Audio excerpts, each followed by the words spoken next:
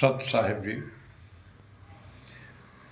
बंदी छोड़ सतगुरु रामपाल जी महाराज की जाओ, बंदी छोड़ कबीर साहिब की जाओ। भगत भाइयों, ये ज्ञान अमृत षड्यंत्र का बीज पुस्तक एवं PDF एवं लिंक प्राप्त करने के लिए 98 280 72 914 ओम प्रकाश दास, राजस्थान, श्री गंगानगर से। भगत भाइयों, इस पुस्तक में छुड़ानी क्रोथा बरवाला 5 महिला 1 बच्चे के थे किसने की संपूर्ण जानकारी के लिए पढ़े ज्ञान अमृत षड्यंत्र का बीज पुस्तक। भगत भाइयों, इस पुस्तक में छुड़ानी क्रोथा बरवाला 5 महिला और 1 बच्चे के थे किसने की संपूर्ण जानकारी के लिए पढ़े ज्ञान अमृत षड्यंत्र का बीज पुस्तक। भगत भाइयों, इस पुस्तक को मंगाने के लिए बिहार सासाराम जिले से शशिभूषण दास जी एडवोकेट, उनके मोबाइल नंबर है 99 315 और 92 093 से भी आप पुस्तक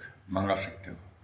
तो भगत भाइयों, अब मैं आप लोगों को ये बताना चाहता हूँ कि 18 नवंबर 2014 2014 ई के बरवाला घटना होने का वास्तविक कारण क्या था, ये घटना क्यों घटी, कैसे षड्यंत्र रचा, किन किन गुंडों ने इस षड्यंत्र के अंदर समर्थन किया, किन लोगों ने संत रामपाल जी के खिलाफ बयान दिया। टोटल जजमेंट भगत भाइयों इस पुस्तक में मिलेगा और मैं बरवाला घटना होने का वास्तविक कारण वो मैं आपको इस वीडियो में बताऊंगा।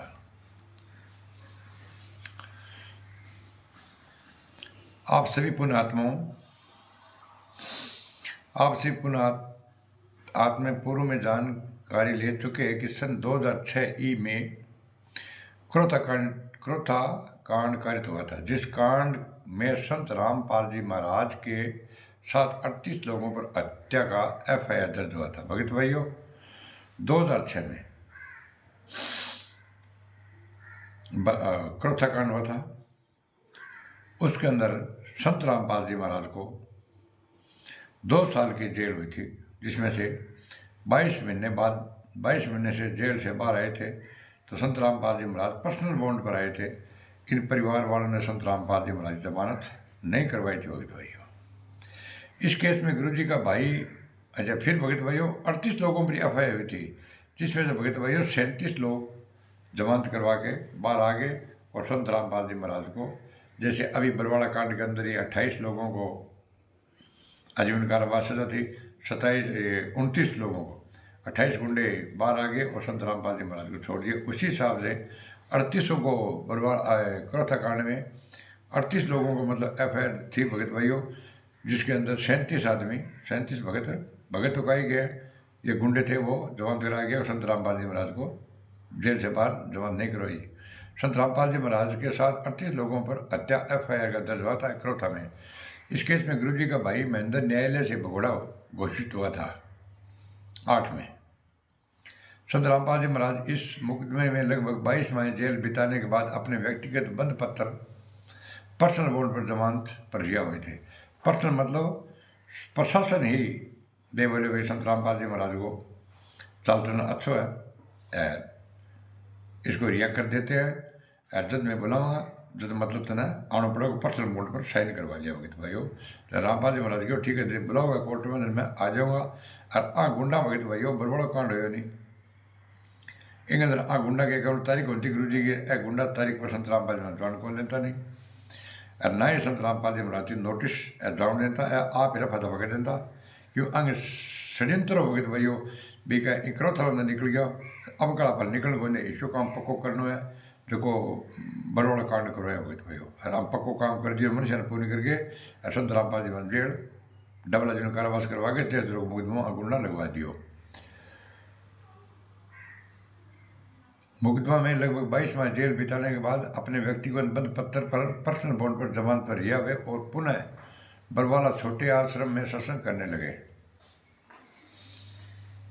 क्रोथा आश्रम को 2006 में पुलिस प्रशासन ने अपने कब्जे में कांड होने के 1 दिन बाद ले लिया था और 2009 ई में क्रोथा आश्रम संत रामपाल महाराज जी को वापस करने का न्यायालय का आदेश हो गया था। 1 महीने बाद मतलब पुलिस प्रशासन कब्जा में ले लियो एक दिन बाद में 2009 के अंदर संत रामपाल जी महाराज ने कोर्ट आदेश दे दियो, भाई अन वापिस वो दे दो। संत रामपाल जी महाराज के विरोधियों को ये गवारा नहीं था कि आश्रम उन्हें वापस हो, माँ गुंडा ही था। इसलिए वे हाईकोर्ट चंडीगढ़ 2009 ई के आदेश के खिलाफ सुप्रीम कोर्ट नई दिल्ली में अपील चले गए। सुप्रीम कोर्ट नई दिल्ली में सन 2013 में अपील खारिज करते हुए करोथा आश्रम संत रामपाल महाराज जी को वापस करने का निर्देश दिया। संत रामपाल जी के विरोध घटक दल को यह अच्छा नहीं लगा था भगत भाइयों। 2013 के अंदर किसी भी कीमत पर वापस नहीं करना चाहते थे, किंतु चूंकि सुप्रीम कोर्ट का आदेश था इसलिए कोई कुछ तय कर भी वापस करने से रोक नहीं सकता था। इस दृष्टि से काफ़ी तनाव की स्थिति बन गई थी भगत भाइयों,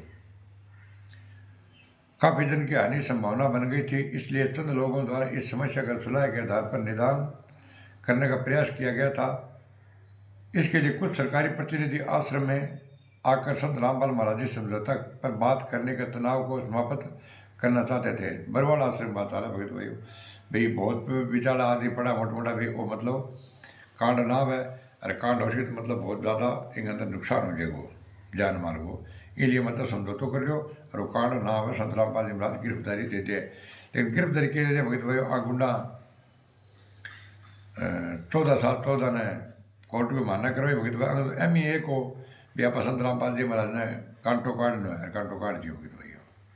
मगर बरवाड़ा आश्रम में अपने आप को प्रबंधन कमेटी घोषित करने वाले किसी प्रतिनिधि को समझौता के बिंदु पर बातचीत करने के लिए सतगुरुदेव तक पहुंचने देते ही नहीं थे कि कोई भी आदमी अपने संत रामपाल जी महाराज तक पहुंचने को नहीं राजी बाबा थे, और अपने ही सत्तर से बात करके कोई सुलह समझौता नहीं चाहते थे, उन्हें आश्रम से वापस लौटा देते थे। जाओ मैं कोई बात में सहमत को नहीं।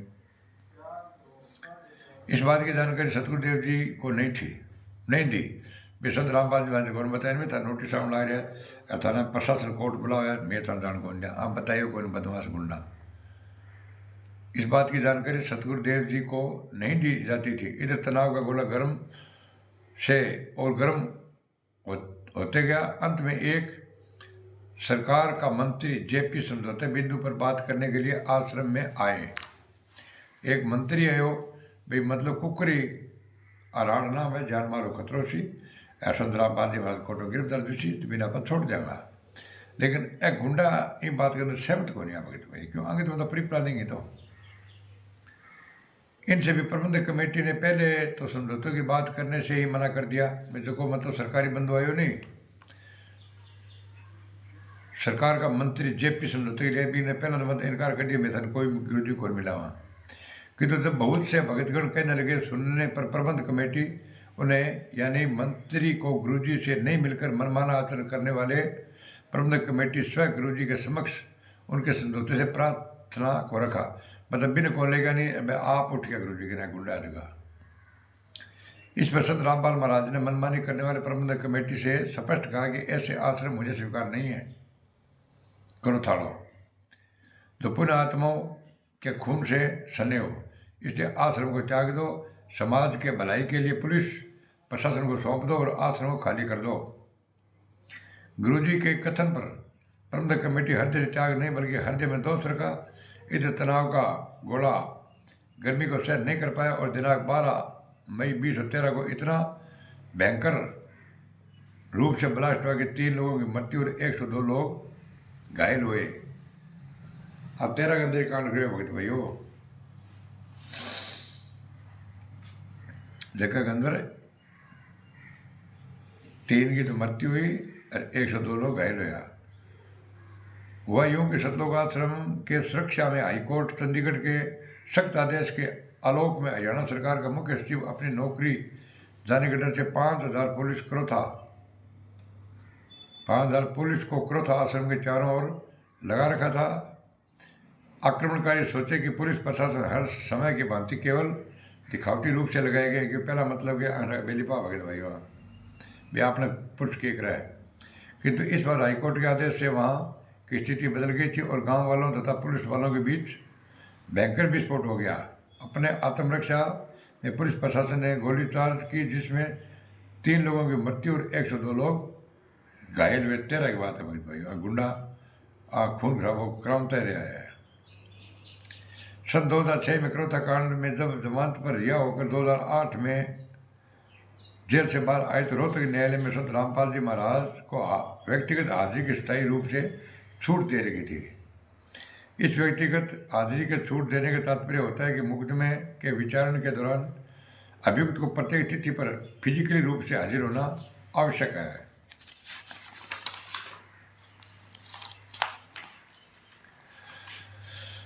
आवश्यक नहीं मतलब हर तारीख पर आना आवश्यक नहीं है। जब न्यायालय को अभियुक्त की आवश्यकता महसूस होगी तो वह अभियुक्त को न्यायालय में उपस्थित होने के लिए सूचित करेगा, नोटिस निर्माता करेगा और व्यक्तिगत उपस्थिति से छूट के आदेश को निरस्त कर देगा। इसी प्रक्रिया के तहत रोहतक न्यायालय ने संत रामपाल जी महाराज को सत्र न्यायालय रोहतक में पेशी दर्ज कराने हेतु नोटिस जारी किया। साथ ही सत्र न्यायालय ने व्यवस्था बनाए रखने एवं व्यवस्था में कोई व्यवधान पैदा नहीं हो इसको ध्यान में रखते हुए रोहतक न्यायालय में पेशी दर्ज करने हेतु वीडियो कॉन्फ्रेंसिंग की सुविधा संत रामपाल जी महाराज को देते हुए रोहतक न्यायालय ने तिथि 14 जुलाई 2014 को निर्धारित किया तथा संत रामपाल महाराज जी को हिसार कोर्ट से वीडियो कॉन्फ्रेंसिंग के माध्यम से रोहतक सत्र न्यायाधीश के न्यायालय में पेशी दर्ज कराने का सुविधा प्रदान किया। ठीक वगैरह भाइयों वीडियो कॉन्फ्रेंसिंग जो भी आगे पेशी करवा दिया अपन तकलीफ ना दिया। संत रामपाल जी महाराज सदा कानून का सम्मान करने वाले, कानूनी प्रक्रिया के अधीन चलने वाले, न्यायालय के आदेश अनुसार 14 जुलाई 2014 को वीडियो कॉन्फ्रेंसिंग के माध्यम से अपनी पेशी रोहतक न्यायालय में दर्ज कराने हेतु हिसार कोर्ट में गए हुए थे।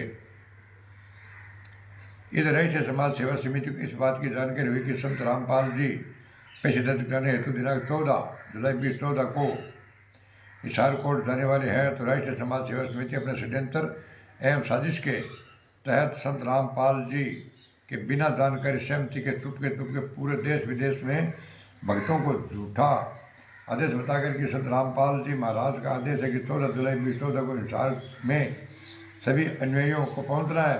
आप पीड़ो लेटर कार्ड ये झूठो भगत भाइयों।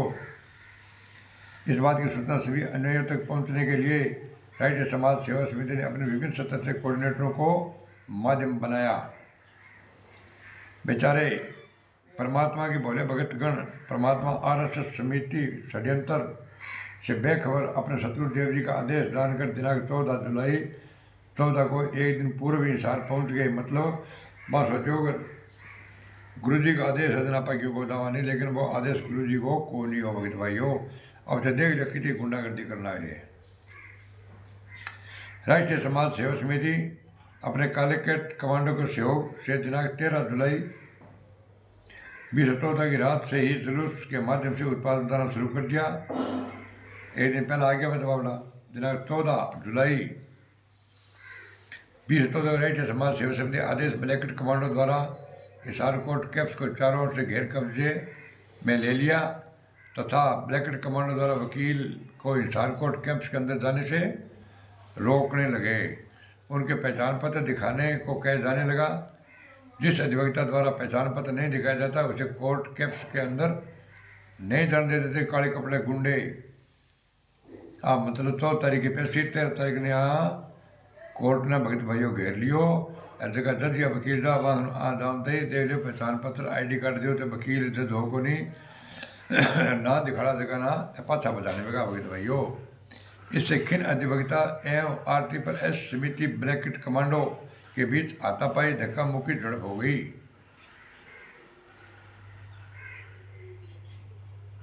मतलब प्रशासन सागे मतलब एक दो हाथ करियो। संत रामपाल जी महाराज के अन्यायी वास्तविकता से बेखबर बन ठाक होने के आदेश क्यों है भगता ने कोई ठाई को नहीं। राष्ट्रीय समाज सेवा समिति का साथ देते संत रामपाल जी महाराज का जयकारा लगा लगा कर सत्य के विपरीत साक्ष्य पर साक्ष्य एकत्रित करवा रहे थे। बटा सिर्फ बंदी छोड़ ठंडू रामपाल जी महाराज की जय, बंदी छोड़ ठंडू रामपाल जी महाराज की जय नारा लगा हुआ। बाकी कौन है बंदा बंदा भाई मतलब संत रामपाल जी महाराज के टिकाए करो केस। हुआ यूं कि वकीलों की विधिज्ञ संघ एवं जजों का बेंच के बीच इस घटना को लेकर अतिशीघ्र एक आपातकालीन बैठक बुलाई गई। प्रशासन ने एक मीटिंग बुलाई आपातकालीन बैठक में न्यायालय का मानना होना सर्वसम्मति से आदेश पारित किया गया तथा साथ ही सर्वसम्मति से निर्णय लिया गया कि इस घटना के संबंधित बात चंडीगढ़ हाईकोर्ट को सूचित किया जाए। विभाग ने तो बस की बात करना फिर आगे चंडीगढ़ आगे रिपोर्ट दे दिया गया। बार और बेंच ने मिलकर इस मामले से चंडीगढ़ हाईकोर्ट को अवगत कराई गई। वहाँ प्रश्न उत्पन्न हुआ कि यह घटना किसके द्वारा कराया जा रहा है, कौन है को मतलब कोर्ट ने घेर ली। जवाब में आया कि सभी जय जयकारा संत रामपाल जी कर गा रहे हैं, उन्हीं के कमांडो एवं अन्य पक्षधर लोग थे। न्यायालय अन्य किसी का नाम नहीं जानते हैं और जयकारा केवल रामपाल जी महाराज का नाम आया करता था। अभी रामपाल जी का चेला है, इसलिए चंडीगढ़ हाईकोर्ट ने शिव मोटा अवमानना का केस संत रामपाल जी महाराज विरुद्ध दायर कर हाईकोर्ट मजिस्ट्रेट का प्रतिवेदन हेतु निर्देश जारी कर दिया। भगत भाइयों 14/7/14 ने कोर्ट की अवमानना केस संत रामपाल जी महाराज पर गुना लगवा दियो।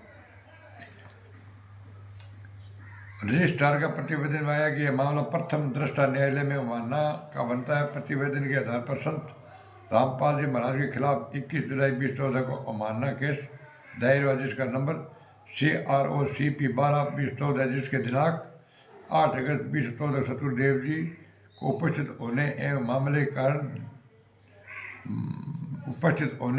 मामले में कारण देने के लिए तिथि निर्धारित की। आगे मतलब फिर वहाँ तारीख और दे दी भगत भाइयों, 8 तारीख ने।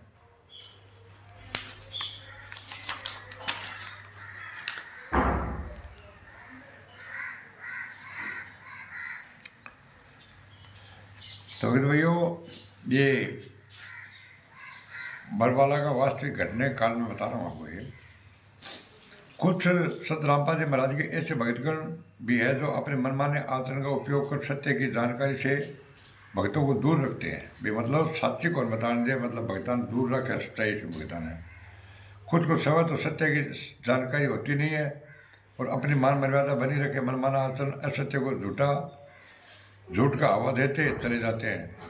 भी आपने था कोनी बनी अर्जय को साची बता बात बिंग में सुने कोनी नहीं, मतलब झूठ ने मतलब है बढ़ाओ देवे। कहने के तात्पर्य कि बहुत से ऐसे अग्रसर चलने वाले भगतगण जैसे पवन कुमार यादव या इसके साथ लगे अपने को शिक्षित एवं जानकार मानने वाला भगतगण, जिन्हें यह जानकर नहीं है कि सतगुरु देव जी के विरुद्ध किस कारण से अवमानना केस दायर हुआ है, जिसके ऐसी घटना का अर्थात बरवाला कांड को जन्म दिया। ये सब भगतों के बीच बताते हैं कि संत रामपाल जी महाराज को आरटी प्रेस मैनेजमेंट वालों ने 2006 क्रोताकांड मामले में पेशी पर नहीं जाने देते थे। 42 बार पेशी पर गुरुजी को जाने से रोका और न्यायालय अवमानना करवाई, जिसके कारण घटना का अंजाम हुआ। मगर ये उन लोगों का थोथा ज्ञान है। अवमानना का वास्तविक कारण ऐसा नहीं है। जरा सोचो, संत रामपाल जी महाराज को जब न्यायालय में व्यक्तिगत हाजिर छूट का आदेश प्राप्त ही था तो फिर 42 बार पेशी पर नहीं जाने देने के बाद ये झूठी साबित हो जाता है। और 2014 में गुरुजी को व्यक्तिगत हाजिर से छूट के आदेश न्यायालय द्वारा रद्द की गई और उपस्थिति के लिए 14/7/14 को तिथि निर्धारित की गई थी। तो उस तिथि पर पेशी दर्ज कराने तो न्यायालय के आदेश अनुसार हिसार कोर्ट कैंप्स के में वीडियो कॉन्फ्रेंसिंग हेतु गए। फिर 42 बार पेशी पर नहीं जाना कोर्ट की अवमानना करने का प्रश्न ही उत्पन्न नहीं पैदा होता। जहाँ तक मान बढ़ाई के भूखे लोग अपने मनमाना आचरण अपनाकर भक्तों को जानकर देते थे कि गुरु क्रोता कांड वाले केस में पेशी नहीं होने के कारण न्यायालय ने गुरुजी की जमानत को रद्द कर दिया। तो ये कर दिया, वो कर दिया, ये बातें बिल्कुल गलत एवं झूठ है। गुरुजी का कोई जमानत क्रोता कांड मामले में रद्द नहीं हुई थी, कोई वारंट जारी नहीं किया गया था। ये सभी बातें बिल्कुल झूठ, तरतीब एवं मराठी है। क्रोताकांड 2006 के मामले में गुरुजी न्यायालय में नहीं जाने गुरुजी को न्यायालय में नहीं जाने देने आदि को लेकर 42 बार अवमानना किए कराए, जिसका परिणाम बरवाला कांड है। बरवाला कांड का मुख्य कारण हिसार कोर्ट में 14 जुलाई 2014 राष्ट्रीय समाज सेवा समिति के द्वारा घटना कारित करने का अंजाम था। भगत भाइयों, इन गुंडों ने 14/7/14 को ये करवाया बरवाला कांड। तो भगत भाइयों ये रुको एक मिनट, ये बरवाला कांड करवाया। तो भगत भाइयों अब मैं ज़्यादा, मेरे को इमरजेंसी में थोड़ा ये छोड़ना पड़ गया। ठीक है, आप इस चैनल को लाइक, कमेंट, शेयर और सब्सक्राइब करना नहीं बोले। ये पार्ट नंबर 1 है, मैं पार्ट नंबर 2 आपको कल आगे फिर सुनाऊंगा। सर साहब, इस वीडियो को लाइक, कमेंट, शेयर और सब्सक्राइब करना नहीं बोले। शायद साहिब।